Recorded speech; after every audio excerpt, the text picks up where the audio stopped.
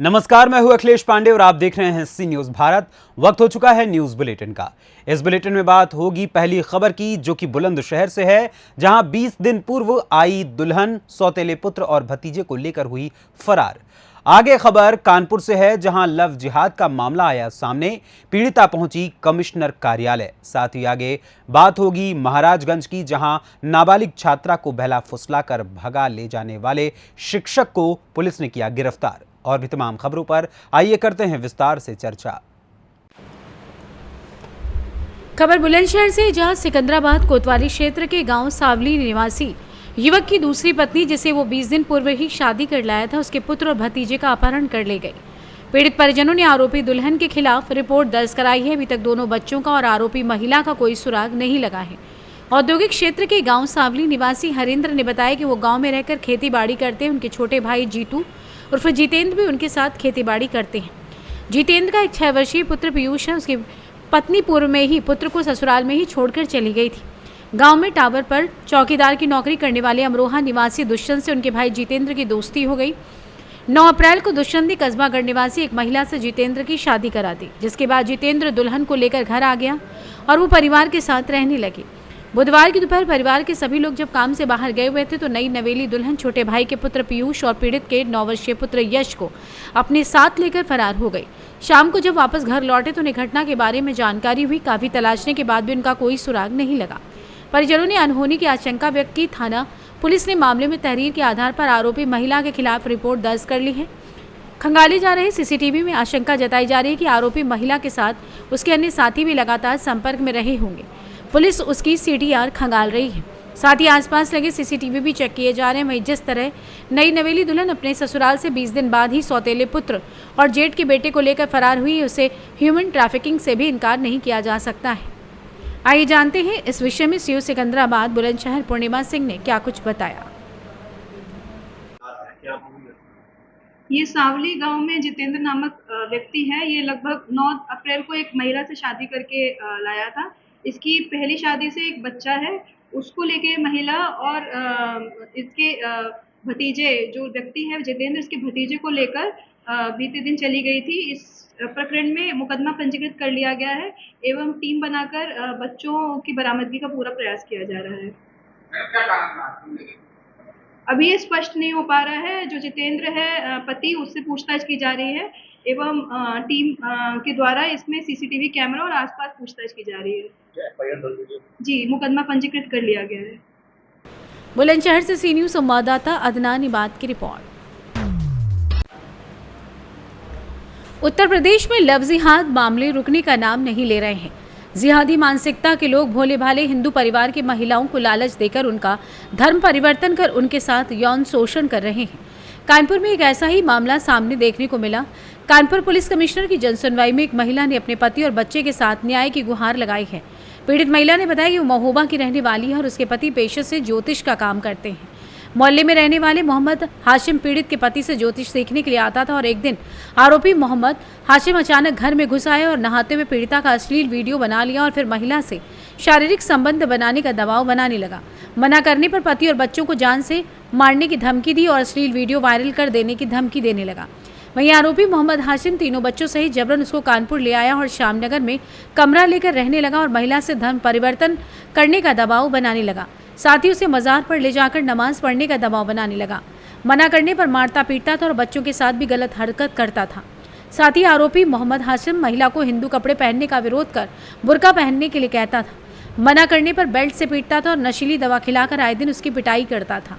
पीड़ित महिला ने बताया कि किसी तरह राष्ट्रीय बजरंग दल के प्रांत सह संयोजक रामजी से संपर्क कर आरोपी मोहम्मद हाशिम के चंगुल से छूटकर कानपुर पुलिस कमिश्नर की जनसुनवाई में न्याय की गुहार लगाई है, जिस पर अपर पुलिस आयुक्त विपिन कुमार से पीड़ित महिला और उसके परिवार ने शिकायत की है।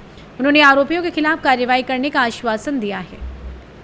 आइए जानते हैं इस विषय में जेसीओ कानपुर विपिन कुमार, पीड़ित महिला और राष्ट्रीय बजरंग दल सह संयोजक रामजी तिवारी का क्या कुछ कहना है।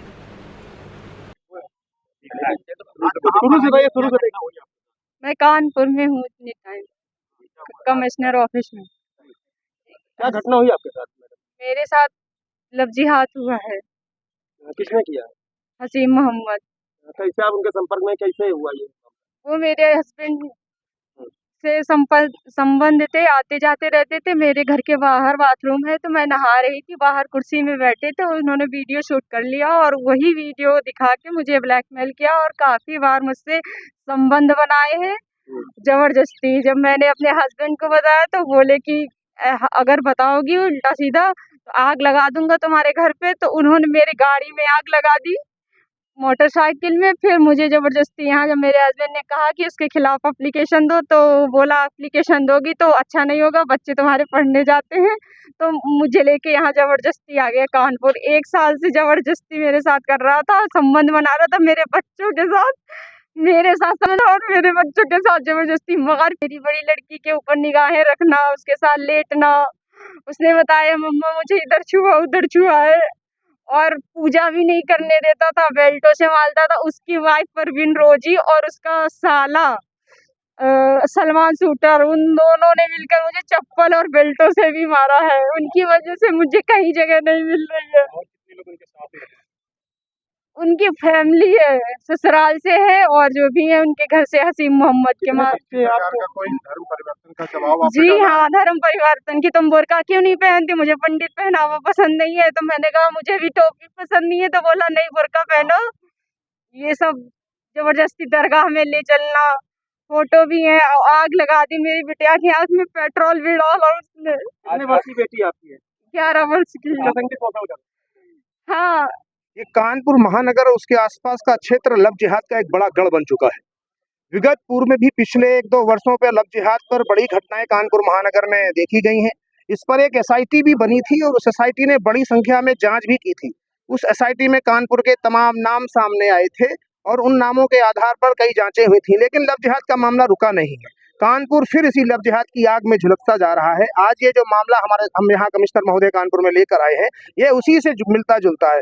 हिंदू परिवारों में कभी ये जाते हैं, आपस में बातचीत करते हैं, धीरे धीरे उनको बहलाकर फुसलाकर और तमाम तरीकों का प्रलोभन देकर उनके घर में उनकी दयनीय दशा दिखाकर उनको अच्छे अच्छे रेस्टोरेंट में भोजन कराना या इस प्रकार आगे लुभावने सपने दिखाकर उनको बहलाने का काम करते हैं। मोहम्मद हासिम ने भी इस महिला के साथ यही काम किया पिछले 1 वर्ष से अवैध तरीके से कानपुर में, जिसमें आईडी भी उसने फर्जी बनाई। एक फर्जी आईडी का भी प्रकरण इसमें आया, जिसने यहाँ पर फर्जी आईडी पर मकान लिया और यहाँ पर उसके 3 बच्चे थे, 2 बेटियां और 1 बेटी। बेटी जो माइनर थी उसके साथ भी उसने अवैध संबंध और अनैतिक कृत्य करने का प्रयास किया और जो महिला है उसके साथ तो लगातार कर ही रहा था। इसमें उसका साला, उसका परिवार सारा सपोर्टिव था और मज़ारों पर, मदरसों पर ले जाना और सोची समझी रणनीति के तहत ये काम करना तो मोहम्मद हासिम अकेला नहीं था, उसके साथ ये पूरा गैंग काम कर रहा होगा। कौन मौलवी है, कौन फातिया पढ़ा रहा है या कौन इसमें लिप्त है, कौन परिवार के लोग हैं, तो ये जांच का विषय है। मंत्रण का साफ दिख रहा है, पूजा नहीं करने देना, घर में मारपीट करना, ये भी एंगल दिख रहा है, बच्चे के साथ अनैतिक काम करना, ये भी एंगल दिख रहा है। कुल मिलाकर लव जिहाद का षड्यंत्र है जो केवल ये महोबा की एक महिला है जिनके 3 बच्चे हैं और ये यहाँ एक मुस्लिम युवक के साथ उसके प्रलोभन में अपने पति का परित्याग करके आई और उसके साथ लिव इन में रह रही। बाद में इन दोनों में कुछ खटपट हुई और उसके बाद से उन्होंने एक तहरीर दी है कि ये लोग मेरा धर्म परिवर्तन कराने का प्रयास कर रहे थे, साथ ही मेरे साथ भी इन्होंने यौन शोषण किया और इनकी बच्ची के साथ भी कराने का प्रयास किया। इनकी तहरीर पर अभियोग पंजीकृत किया जा रहा है, जो भी विवेचना में आएगा उसके हिसाब से विधि सम्मत कार्रवाई सुनिश्चित की जाएगी। कानपुर से सी न्यूज संवाददाता भारत की रिपोर्ट। कानपुर की थाना फजलगंज पुलिस को एक बड़ी सफलता उस वक्त हाथ लगी जब मुखबिर की सूचना पर 2 लोगों को भारी मात्रा में गांजे के साथ गिरफ्तार कर लिया गया है। उनके पास 30 किलो गांजा बरामद किया गया है। वहीं डीसीपी सेंट्रल आरएस गौतम ने बताया कि सर्विलांस टीम और फजलगंज थाना पुलिस की संयुक्त टीम बनाकर मुखबिर की सूचना पर आरोपी देवेंद्र सिंह और चंदन सिंह को गिरफ्तार किया गया है।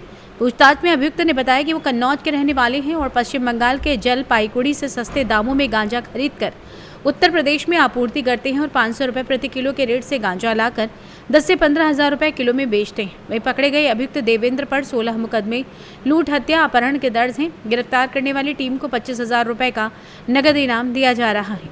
आइए जानते हैं इस विषय में आरएस गौतम डीसीपी सेंटर का क्या कुछ कहना है। मुखबिर की सूचना के आधार पर एसएचओ फजलगंज श्री सुनील सिंह व सर्विलांस की टीम ने घेराबंदी किया, जिसमें 2 अभियुक्त देवेंद्र सिंह और चंदन सिंह दोनों कन्नौज के रहने वाले हैं। ये जलपाईगुड़ी पश्चिम बंगाल से खरीद करके जो है गांजे को बड़े सस्ते दर पे 500-600 रुपये किलो के हिसाब से लाते हैं और फिर उत्तर प्रदेश के विभिन्न ज़िलों में आपूर्ति करते हैं। इन दोनों अभियुक्तों के आपराधिक इतिहास में देवेंद्र सिंह पर 16 अभियोग की अभी तक जानकारी हुई है, जिस पर हत्या के प्रयास, अपहरण और साथ ही साथ जो है लूट आदि के अभियोग हैं। और दूसरे अभियुक्त जो है चंदन के संबंध में भी जानकारी की जा रही है। इनके कब्जे से 30 किलो गांजा बरामद हुआ है और साथ ही साथ जो है ये अपने छोटे छोटे जो इनके खरीदने वाले लोग होते हैं उनको फिर बेच देते हैं, वो फिर जो है आम जनता में उसकी आपूर्ति करते हैं। इस तरह से ये दोनों जो अभियुक्त हैं, मुख्य अभियुक्त पकड़े गए हैं। जो ये एक अंतर्राज्यीय गैंग है जो विभिन्न जो है प्रदेशों से खरीद करके और इस तरह से ये नाजायज़ गांजे की बिक्री करते हैं। इस पूरी टीम ने बहुत अच्छा कार्य किया है। इसको 25,000 नगद पुरस्कार से पूरी टीम को पुरस्कृत किया जाएगा। गांजे की कीमत कितनी है? ये 12 से लेकर के 15,000 प्रति किलो के हिसाब से इसको सेल करते हैं, तो 30 केजी गांजा बरामद हुआ है। हाँ, इसमें से देवेंद्र सिंह पर अभी तक 16 अभियोग हत्या के प्रयास, लूट और अपहरण के प्राप्त हुए हैं। चंदन सिंह की क्रिमिनल हिस्ट्री खोजी जा रही है। तस्करी कानपुर में करते हैं, कानपुर के बाहर में करते हैं? ये कानपुर से कन्नौज ले जाते थे, औरैया ले जाते थे, विभिन्न जिलों में ये आपूर्ति करते हैं। कानपुर से सी न्यूज संवाददाता भारत की रिपोर्ट। खबर महाराजगंज से है, जहां नाबालिग छात्रा को बहला फुसलाकर भगा ले जाने वाला शिक्षक गिरफ्तार, वहीं छात्रा भी बरामद। छात्रा के पिता की तहरीर पर आरोपित शिक्षक के धरपकड़ में जुटी थी पुलिस। वहीं महाराजगंज के नौतनवा थाना क्षेत्र से आरोपित शिक्षक और नाबालिग छात्रा को पुलिस ने बरामद कर लिया है। पुलिस ने नाबालिग छात्रा को बरामद कर परिजनों को सुपुर्द कर दिया है। वहीं शिक्षक के विरुद्ध विभिन्न धाराओं में मुकदमा दर्ज कर जेल भेज दिया है। नौतनवा थाना क्षेत्र स्थित चकदह गांव में संचालित एक विद्यालय में पढ़ने वाली 6वीं की नाबालिग छात्रा को 2 माह पूर्व लेकर फरार हुआ था आरोपित शिक्षक। महाराजगंज से सी न्यूज संवाददाता श्रवण की रिपोर्ट। मतदाताओं को जागरूक करने के लिए स्वीप कार्यक्रम के तहत जिले में नए नए नवाचार अपनाए जा रहे हैं। इसी के अंतर्गत मतदाताओं को आकर्षित करने के लिए सूरजपुर और विश्रामपुर रेलवे स्टेशन में ऑडियो क्लिपिंग के माध्यम से मतदाता जागरूकता संदेश का प्रचार प्रसार किया गया, जिसमें अनाउंसमेंट के माध्यम से मतदान दिवस 7 मई को जिले के सभी मतदाताओं को अपने तय मतदान केंद्र पर जाकर अपने मताधिकार का प्रयोग करना है। इसके लिए प्रेरित किया जा रहा है। एक निश्चित अंतराल के पश्चात प्लेटफॉर्म में लगातार अनाउंसमेंट कराया जा रहा है ताकि मतदाता अपने मत के अधिकार का प्रयोग करें, लोकतंत्र के निर्माण में अपनी सहभागिता प्रदर्शित कर सकें। सूरजपुर से सी न्यूज संवाददाता सुरेंद्र साहू की रिपोर्ट। फिलहाल के लिए इस न्यूज बुलेटिन में बस इतना ही। देश और दुनिया की तमाम खबरों के लिए आप जुड़े रहें सी न्यूज भारत के साथ, क्योंकि सी न्यूज भारत पहुंचाता है हर खबर आपके साथ, आपके हाथ।